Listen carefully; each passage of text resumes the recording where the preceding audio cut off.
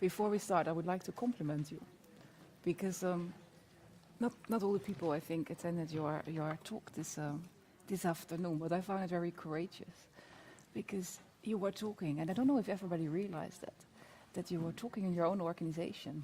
You're not only a member of NASFAT, as you modestly said, but in a way you are representing NASFAT. And maybe you could first explain what NASFAT is and how it was for you. As I think maybe that should be the main theme today, because how is it for you to work as a religious scholar on the topics we have been working on?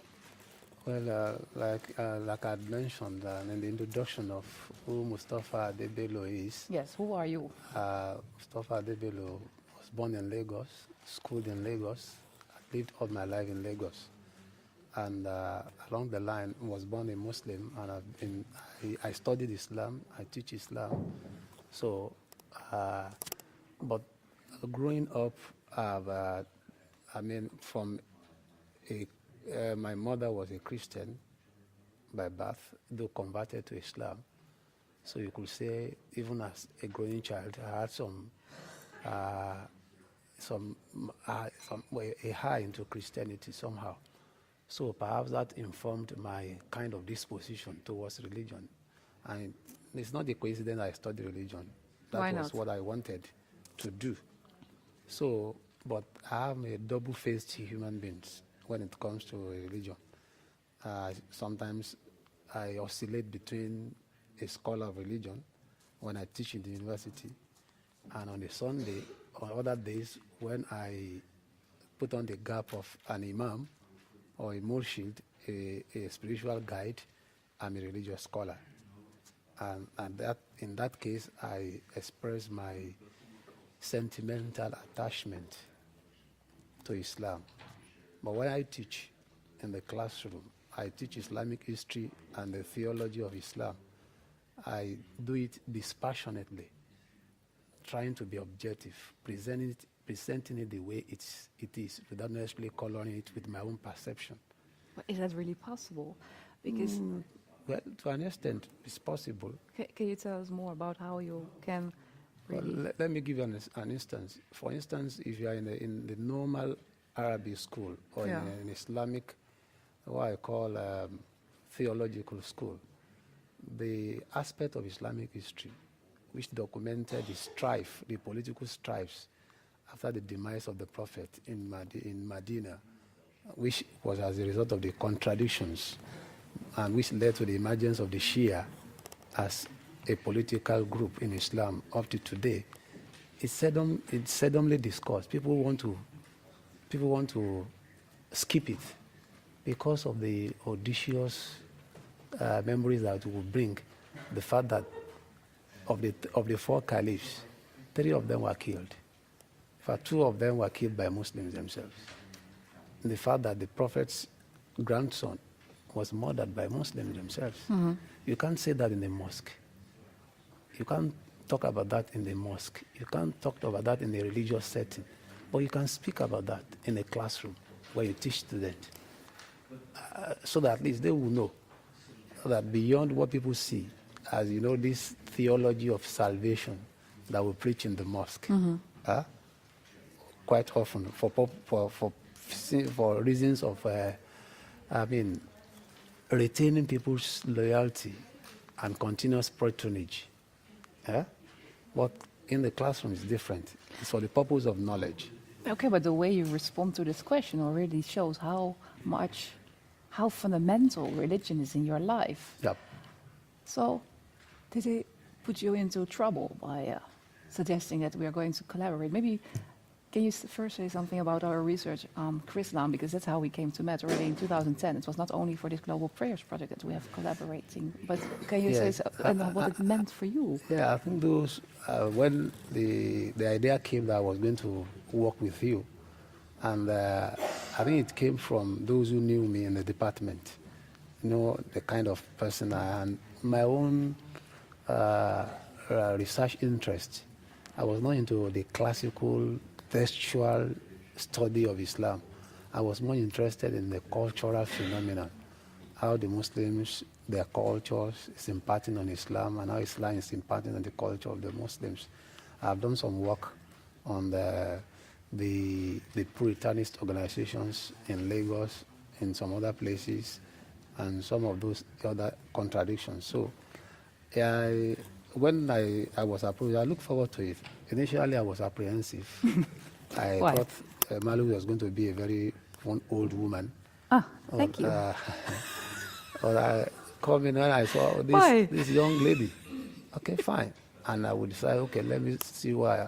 And you remember also, for the first contact you had with me, you were talking about Chrislam as perhaps one movement.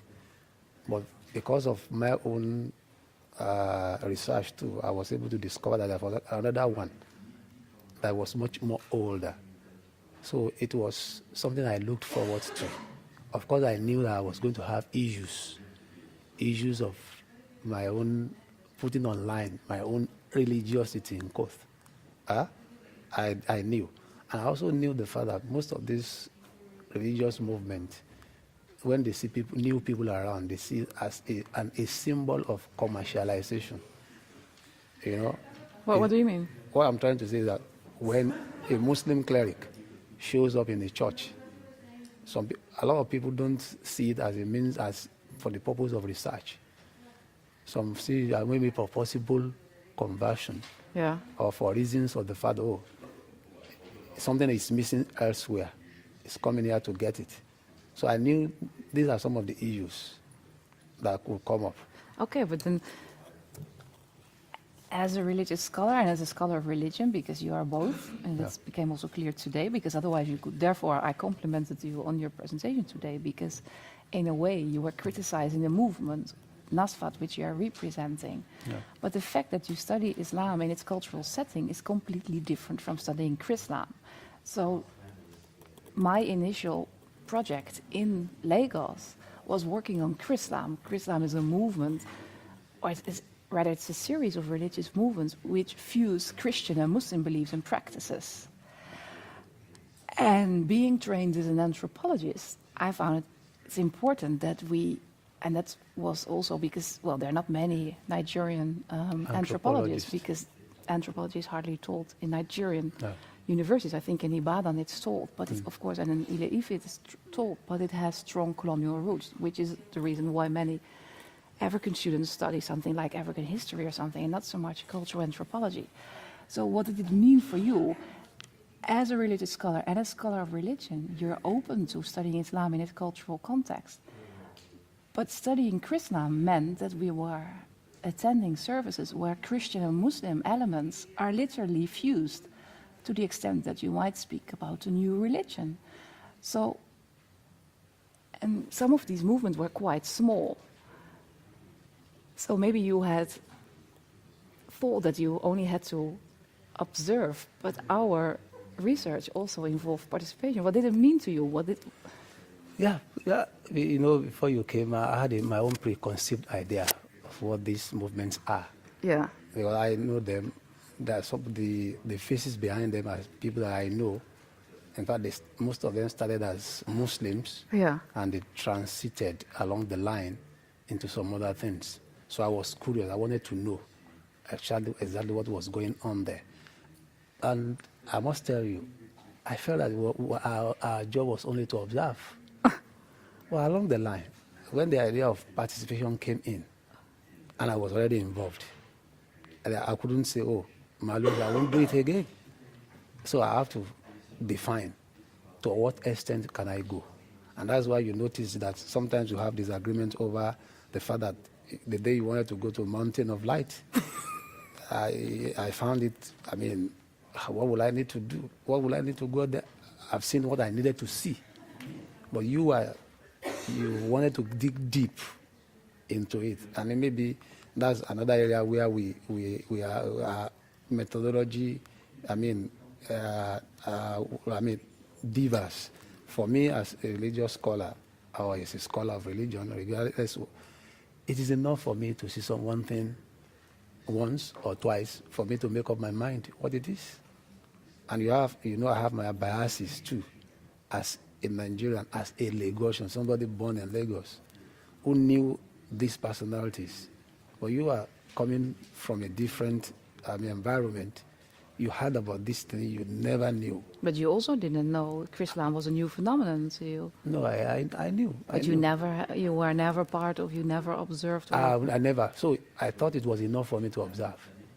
But when the idea of participation came in, I knew I was standing on a very, very difficult, position. Yeah. I said, look, it's worthwhile. One, and that's why sometimes I have to, my physical appearance, I have to adjust it to give confidence to the people that we are meeting. I'm sure some of them will get scared if they see somebody with a bushy beard. But you never have a bushy beard. No, at a point in time, I had a small one. So I had to clean it off. Yeah. And sometimes I have to wear a jeans and a T-shirt. Of course, it's easy for you. If you look at my forehead, there's a sign there. You have the sign of the prayer. But beyond that, I present myself like an ordinary, fun-seeking, person who is not in any way colored by his religious background. And that assisted along the line. Because some of the people that we met opened up. I'm sure they wouldn't have done that if I had appeared in a flowing garment or with a turban or with a cap. They would get suspicious and scared. And that may, in some ways, limit the possibilities of getting the information from them. These are things that I had to do. And I remember when somebody saw me on a jeans and a T-shirt, one of my students saw me while I was returning from the hotel, from you. Yeah. He was shocked. He said, Ustaz, is this you? I said, it's me. He said, what's happened? I said, no problem. I'm on a job.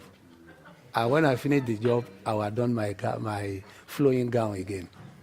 I remember that day when we went into Nasfat, because I was staying close to Nasfat, and you had to pick up something from Nasfat, and we went to Nasfat. And all the missionaries, they were shocked at how you looked like. They say, Mustapha, you look like an area boy. Yeah.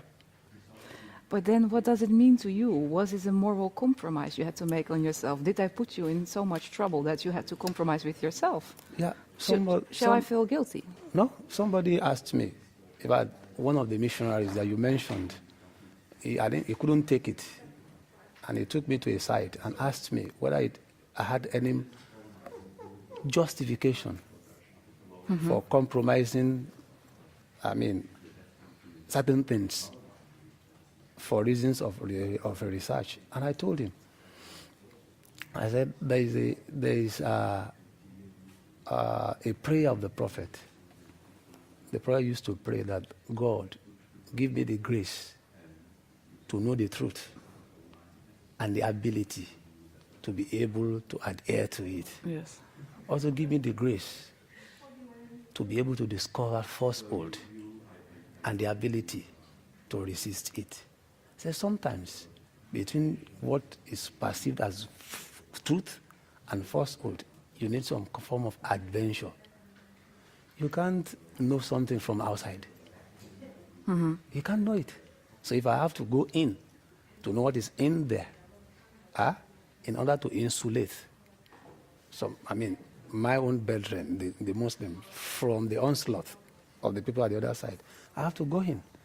So it serves not just the objectives of carrying out the research for me, it also serves me as a religious scholar to be able to know what is happening at the other divide, so that it will enrich my experience. And endurance.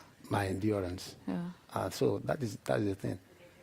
So, and that's why for me, what I learned was because I was born in Lagos. I lived there. And it took somebody from Germany, you were in Germany then, Yes. to let me to even open my eyes to something that was behind my backyard. And I was totally ignorant of it. Yeah. You know, Ifeolu at the other Christian movement, it's not too far from where I live. I know it existed, but I never knew what was going on in there. Mm-hmm. So for me, even though I can say I lost something, What did you lose? temporarily, Yeah. my integrity. well, like you can call it. Why again? It enriched my knowledge. It enriched my knowledge of my environment. It enriched the capacity of our people to be creative in the form of religious socialization. I learned. And that, for me, is something even when I teach. There is a course that I taught last semester before the strike in Nigeria. They call it revivalism and revival movement in Islam. Part of the thing that enriched my output was the insight into Islam. And one of my professors who came to observe, I was shocked. And he was pleasantly shocked. And he gave me a pat at the back. And this is the way to do it. Okay, but that is about our past research, which was very much on this Chrislam. Yeah. Now, over the summer, we worked for Global Prayers on these prayer camps, both Christian and Muslim ones, which have cropped up along the highway. What do you think were the main problems for you there, as a religious scholar, to participate in this research? I think it was the intensity that you brought into it. Just I had mentioned, one, it was easy for me to observe once or twice, or participate once or twice for me to make up my mind. But for you, you want to see it quite often. And sometimes I wonder, what new thing is she looking for? And sometimes, because Marloes, you can be... so I don't want to... What were you going to say? I don't want to put you on... I don't want you to put you on an edge. You can. So I just go along with you. I went along, and I was praying that you will get tired at a point in time. I don't get tired. So that you will release me, but usually you don't get tired. So that is one. Two, sometimes I find it quite also very, very frustrating for me. Why? On a Sunday when I had to be at Nasfat. And I have many functions to perform there. I supervise the missionaries. I also make public announcements. I also have engagements with different organs. On that Sunday, I have to be at MFM at a church with you. And because I have to be there, it's about participatory observation. So sometimes I have to, because the hymns are, done in my local language. Yoruba. I could go along. So I could see me clapping, singing, dancing. I never saw you dancing. No, I was, the day we had the Power Must Change Hands program, Yeah. the first Saturday of the month. At the point you went to the podium, and I was at the back. I had to sing. Because at the point in time, one of the ushers came to me and said, "Man, why are you not Clapping. and I had to clap. And because some of those songs are songs that I'm quite familiar with. Through your mother, through your... Through my mom, and because of the nature of Lagos, you understand? So sometimes I laugh at myself. I look at me, a religious scholar, a scholar of Islam in a church on a Sunday, clapping, singing, and sometimes dancing. But these are the prices I have to pay for digging deep and trying to share religious experiences. And sometimes I also, I get the courage from you. But sometimes when I see in Nasfa too, fully robed, so if Marloes can do this, fully robed, then I should be able to do it. If there's anything I could learn from Marloes, it's the fact that she gets along. So let me also flow. Even though I knew that at MFM, the general overseer was not comfortable with me. Definitely not. No. Because an academic, and he knew what it is to be an academic. He's a scientist. And he was shocked. Somebody who is a religious scholar, partnering with an anthropologist, coming to MFM. And most often, he would always wanted to avoid me. There was not really a Contact, yeah. Even facial contacts. I understood. Although he's born a Muslim himself, I was surprised that he said that he was born a Muslim. He was born a Muslim, many of them. Yeah. Oyedepo was also born a Muslim. Matthew Ashimolo was born a Muslim. So along the line, Tunde Bakari of the another church, big church in Lagos, was born a Muslim. Yeah. So these are some of the challenges that I have. Well, in a way, I found, although I didn't expect that, I thought that our initial research on Chrislam would be much more problematic to you because of the fact that they are mixing Christianity and Islam, and it would be difficult for you because you had, well, as an anthropologist or being part of an anthropological research, you had to participate, well, I thought, in MFM. It would be much easier for you because you could more switch to the observing role. But in a way, now that we finished the project, do you think this was really a dialogue? Because this is the whole topic of today's session, research as a dialogue.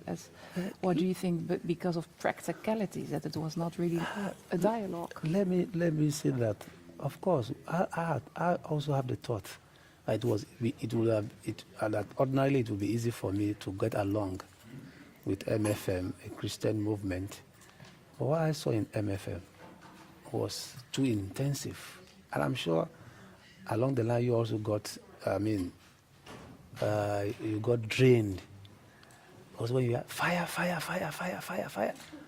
constantly. 24 hours 24 hours. Sometimes I wonder. I get scared. So I'm used to, I have friends who are in what I call the traditional Christian movement. What is the traditional Christian? Permit me the usage of that word. The Catholic, the Methodist, the Anglican churches. I go there when they have events. You know, Dr. Salome in Lasso is a priest of the Anglican church. Yeah. I attended Anglican church, and it's more of in a relaxed atmosphere. You pray. If you need to make offerings, you do it. But going to MFM was a totally different thing for me. There's so much intensity. There's this atmosphere that is pervading of the presence of witches and wizards that they needed to be banished, Put on fire, chained, destroyed, killed. So I see more of negativities, and it's I don't find it comfortable. I don't, in the first research that we had together, I still visit Baba Ifeoluwa when I have the Chrislam movement. Well, I'm not sure I can, on my own, go to MFM.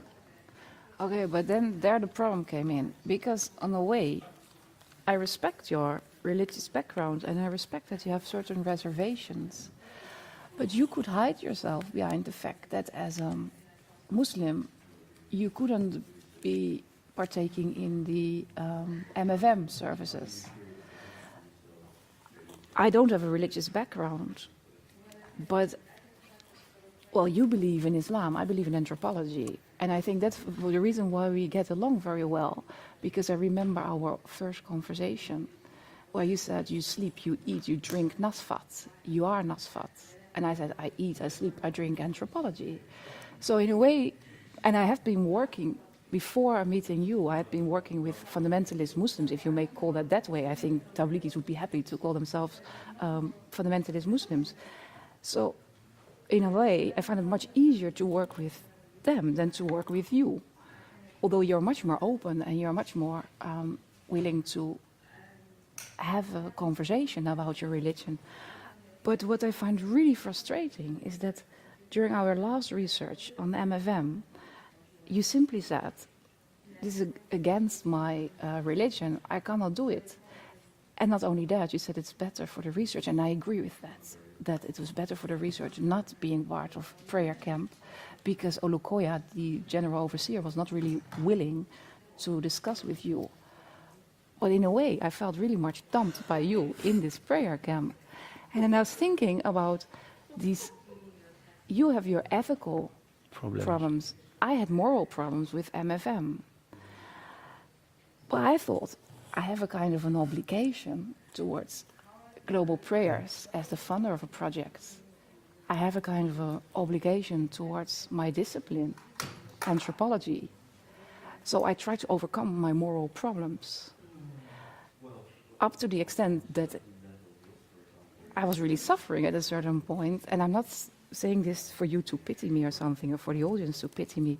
But why I find it extremely devastating, what I saw there, is that these people with whom I found it more easy to identify, because these were people of my age who had similar problems. For example, we met a university lecturer who was unemployed and who was attending these services, these deliverance programs, in the hope that by attending them he would become delivered. So the socioeconomic problem was interpreted as a kind of a religious problem, because he thought because his ancestors were idol worshippers, he was suffering and he was cursed. And this curse, this vow had to be broken for him to be successful, to progress in life, for the bondage with the past to be broken.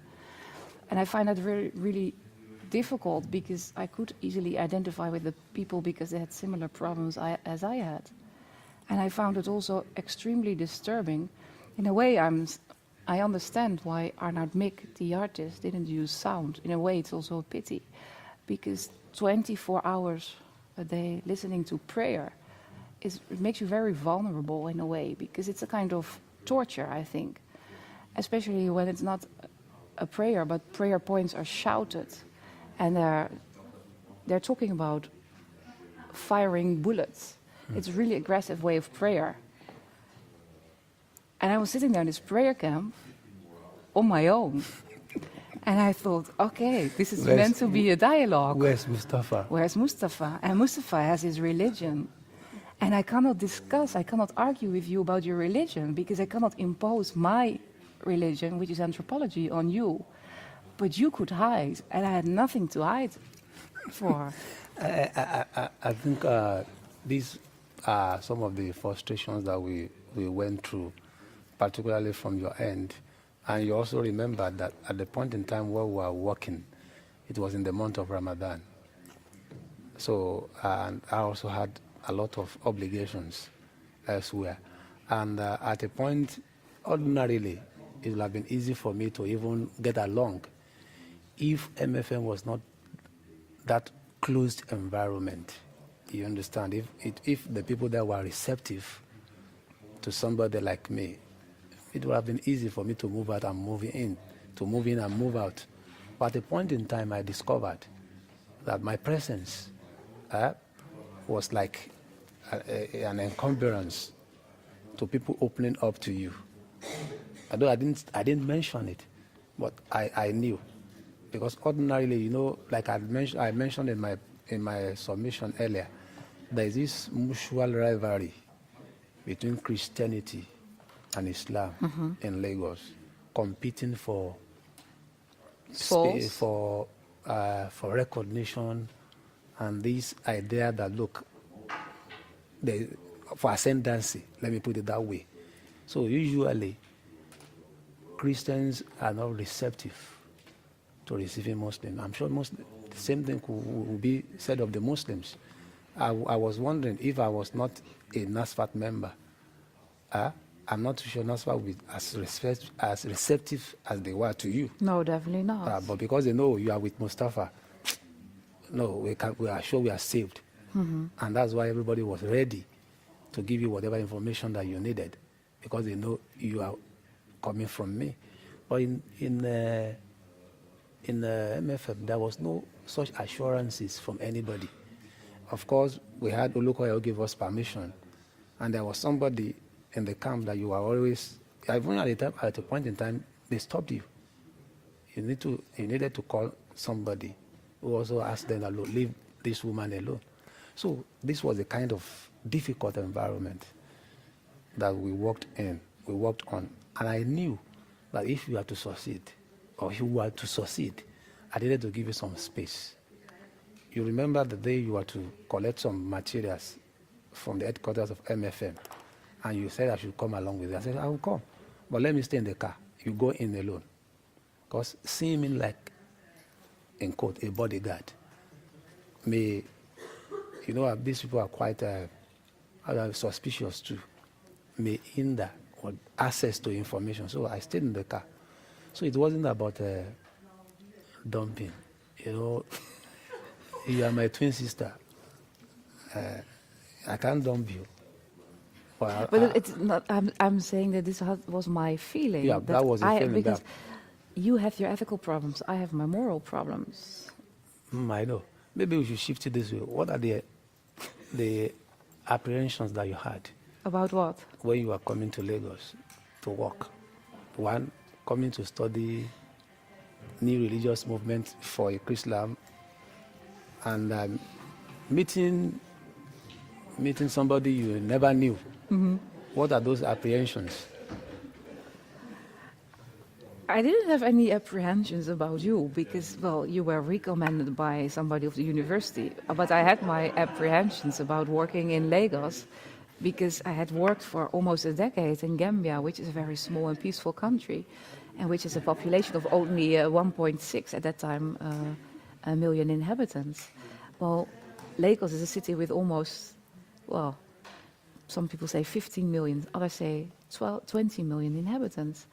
So, and people were warning me that Lagos was a kind of a very violent and very criminal city. So I was very anxious. But in a way, I also saw it as a kind of a challenge. And I think that working with you somehow, made me feel much more comfortable, not only because I had access, for example, to NASFAT, which I otherwise would not have.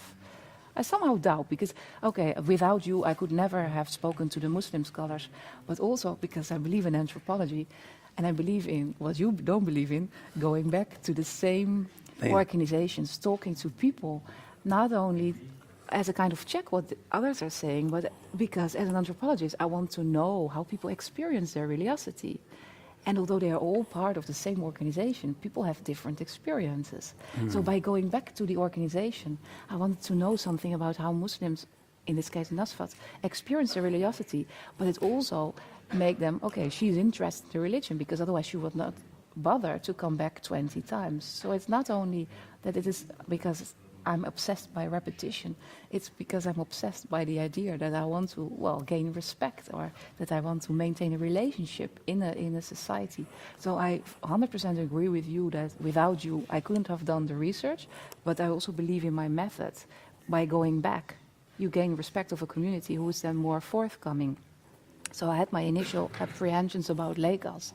And by working with you, I soon realized that this idea of Lagos as a very violent and very criminal city, well, it's there. But I've also felt very comfortable by traveling with you, because on the one hand, because you know Lagos very well, on the secondly, because you're also an Islamic scholar. So people recognize you from television, people recognize you by, well, your voice from the radio. So it was, in a way, it opened doors to me. So I felt at ease, but we always had to be on the alert, because you remember last summer, on the second day that we went to the black market to change money, we were part of a money scam, and I lost 300 pounds. So, and then I told somebody the story, and said, oh, these were very generous 419, because you lost only 300 pounds. You could have lost 3,000, but it showed something about, and that is also why I showed these slides in the presentation, like this house is not for sale, because property owners become part of scams in the real estate market. So it shows something about the insecurity and the chaos of everyday living. And then, so I felt somehow at ease. And then in 2010, I think it was, when we were walking from LASU, Lagos State University, from your university, we were walking to the car park to take public transportation there. And there was just this new law was implemented that Al-Qaeda, this motorbikes were no longer allowed to drive on the highway. On that very day, one of these motorbikes ran into a trailer, and this man who was sitting at the back of the motorbike fell down, and he was dying. And my first reaction was, we have to stop, because this man is dying. And your first reaction as a Lagosian was, we have to keep on moving, because you as a Lagosian know that if you are involved in an accident, even if it was not your own mistake, you will be arrested. You end up in prison, you don't come out of prison. And it's really hard because nobody will defend your case.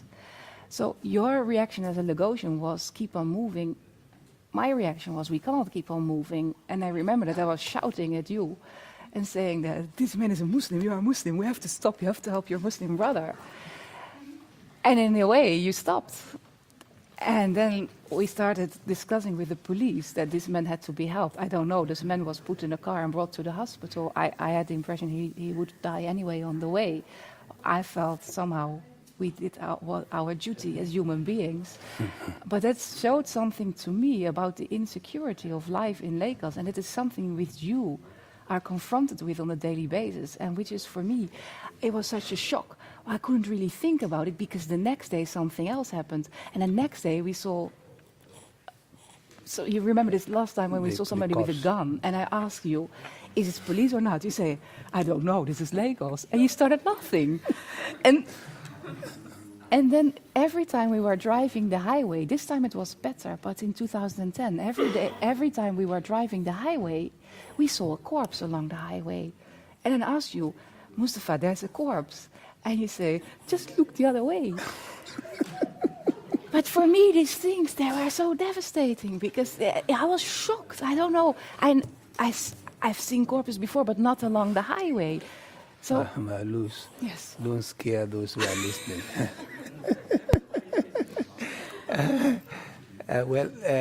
These are the challenges of urbanization. But how do you deal with that? It's not normal. You agree with me? It's not normal to see it. It's not normal, and that's why it's not even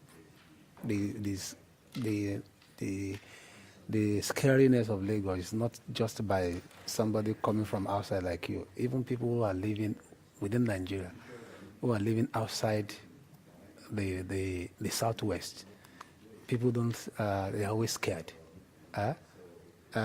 You see, there used to be this joke that every city in Nigeria, when you want to go in, you find an inscription, welcome to this particular, welcome to Ibadan. Mm-hmm. Welcome to Jos.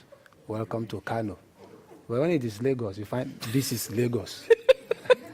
So it means that nobody really wants you here. So once you come in, you're on your own. And that's the thing. And you still find that in there. This is Lagos. And well, for those of us who are born there, you know what I used to tell you, as I'm sitting here, I'm already missing Lagos. I know. I'm missing Lagos because one, it's a place where you can get things done if you know your way. And if you know the people. If you know the people. Two, it's what I call conflagration of all that is good about Nigeria. Mm-hmm. There is no ethnic group, any tribal setting, subset, religious movement. Talk of anything, you find it in Lagos. And that's why most religious organizations are cashing in on this diverse population of people to site their headquarters in Lagos. It is easy in NASFA to meet a minister, a federal minister at the prayer camp, at the prayer meeting. Little for, our president, the current president, and even the former ones. They go to the redemption camp. Yeah, I know. I mean, not just to pray, to also seek for endorsement. To seek for endorsement.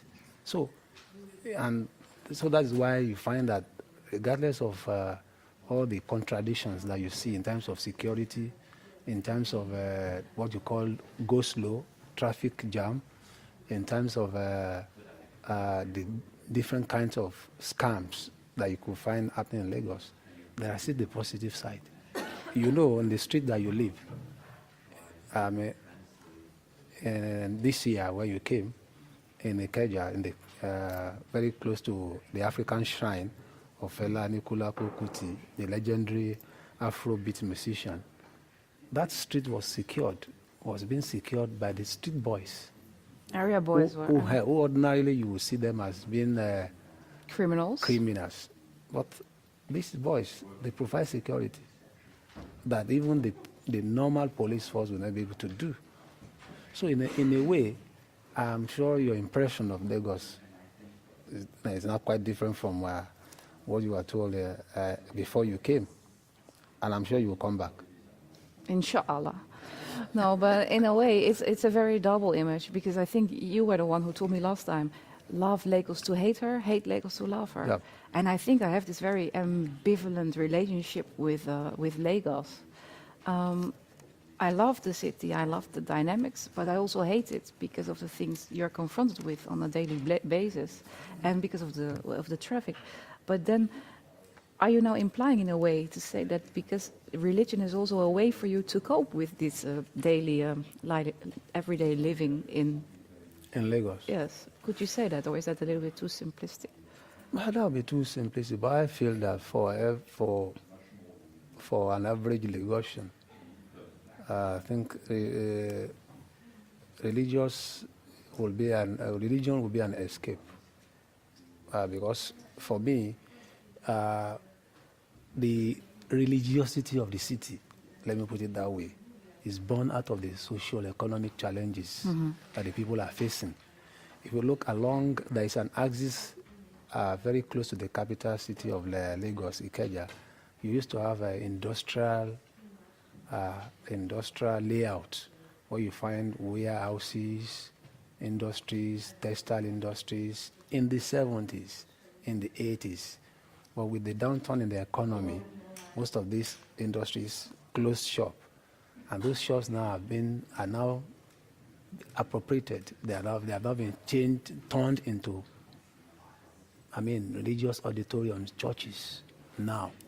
So people who ordinarily should be busy at factory sites on a Monday morning will converge in a hall, singing hymns. Because after all, if they are not there, they are not anywhere. Mm-hmm. And that's why you find that even the healing services, deliverance are always fixed on the weekdays. So I see, and that was my postulate I met earlier, that most of these, the religiosity of the city will take another dimension if we are lucky to get a better government in place. Thank you very, very much. Very